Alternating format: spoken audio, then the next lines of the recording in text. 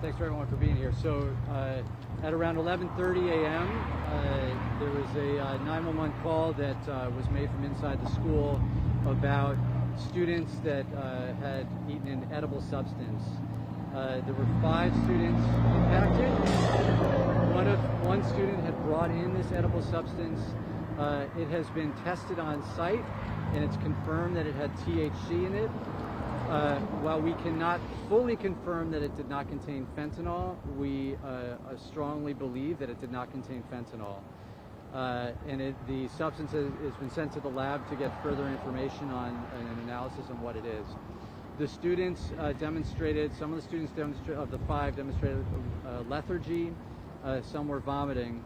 The fire department and AMR responded quite quickly and transported those students who were alert and conscious to the hospital. We were trying to get an update before we spoke with you all about their status, but we don't have an update right now, but when they were transferred to the hospital, they were alert and conscious. Grateful to Dr. Tracy and her team for being very responsive and quick about this. The police department is investigating the incident, in particular where the substance came from. We're confident that the substance, we don't believe any other students took the substance. The age of the students is 12, 13 years old.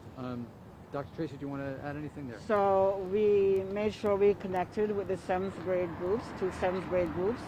We had conversation with them. We have sent out parent link to the families to alert them to what is happening. We also alerted our Board of Education members as to what is going on. Thank God our students are safe. Right now, the ones who are in the building right now, they're safe. A little shaken up, I would say, as I talk to some of them, but they're safe. This thing has been going on. We don't know if it's a copycat from what happens in Hartford, because they were also 7th graders. But parents, I warn the children, please do not accept anything from anyone except your parents or what you're getting from the cafeteria, because these things are going around. So I'm glad for the support of the mayor. I asked him how he got over here so fast, because I called him and he was here before I was in here. So thanks for support of Director Vaughn, the mayor, and the fire department. They all came, and it was this collaborative work that we enjoy with the city of New Haven. So.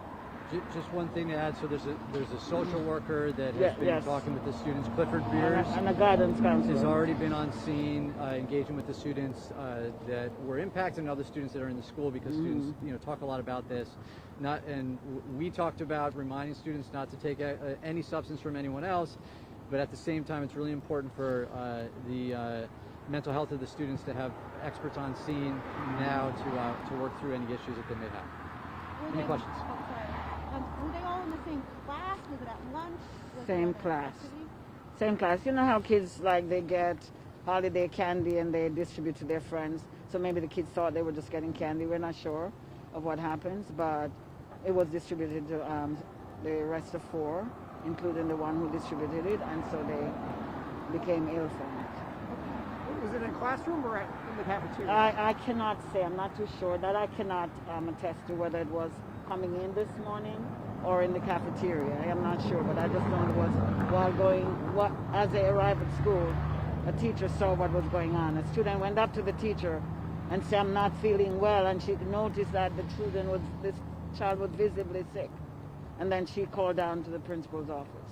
And that was when they were coming into school? They were I think when they were going to their classes. Where were they coming from? I can't say. I didn't get that detail. What time was this? To be honest with you, when Miss Hannons called me, the 911, but it was happening a little before that when they actually, I think it was about 10:30, 11-ish. We can get you the details. Came when we had 11, yes. Okay, 11:29. 11:29, yes. And how many children were sick? 5. 5 got sick. And how many of them are in the hospital? 5 were transported to the hospital. And all of them are just being... When they were transported, they were conscious and alert. Mm-hmm. We don't have an update of how they're in the hospital we don't know. right now. But the parents are at the hospital. Are you able to say boys, girls, mix, or mixed? Have you had anything like this happen in the schools before recently? Not Not under my tenureship. I don't know. No, I don't think so. Might there be consequences for the student who brought them in? Yes, definitely. The police have been on scene. They're investigating, and for a student that brings in a substance like this, there will likely be consequences. Anything else? And what is the fire department's role? You guys were doing like on-scene treatment. So the fire department received the call at 11:29. Firefighters, along with AMR, responded to assist the principal based on the presentation of the students who were exhibiting symptoms. They arrived on scene, immediately requested additional resources, provided medical care along with the school nurses, and AMR transported all of the students to Yale.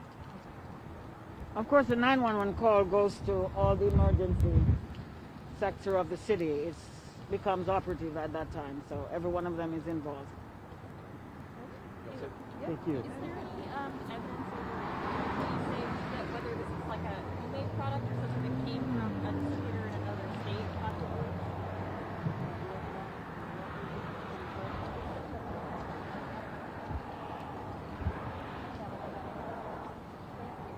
Thank you so much. Thank you.